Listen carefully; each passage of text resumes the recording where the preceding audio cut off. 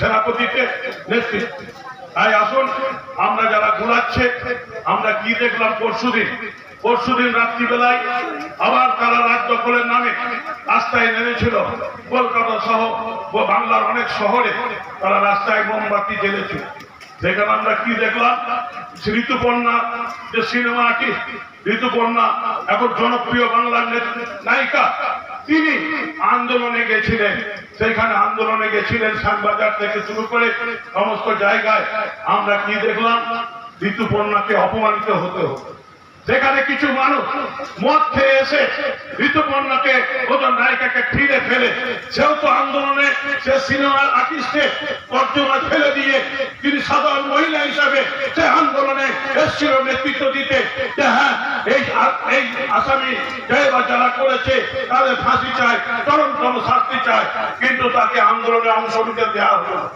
কিছু মাথা যারা মাতলামো করছে সিপিএম এর ঝান্ডা নিয়ে, বিজেপির ঝান্ডা নিয়ে, তাদের আমাদের বাংলার মানুষ ক্ষমা করবে না, তাদেরও বাংলার মানুষ প্রশ্রয় দেবে না।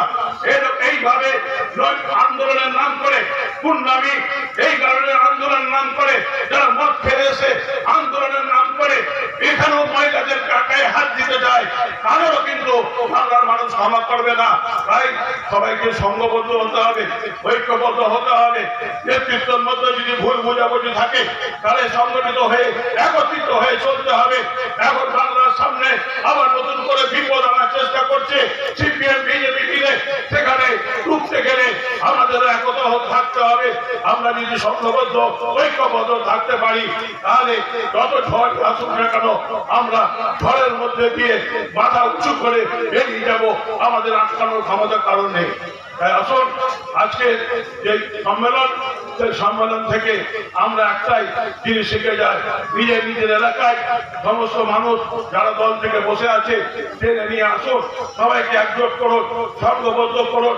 26-এর যে লড়াই, সে লড়াইয়ে আবার মরারই প্রমাণ করে দেবে যে মরারের মাটি তৃণমূলের মাটি, এখানে অন্য কোনো জায়গার অস্তিত্ব নেই। এখানে সমস্ত নেতৃত্ব ঐক্যবদ্ধ হয়েছে, দল যাকে প্রার্থী করবে তাকে আমরা বিপুল ভোটে জিতিয়ে প্রমাণ করে দেবো যে মরারই যেখানে ছিল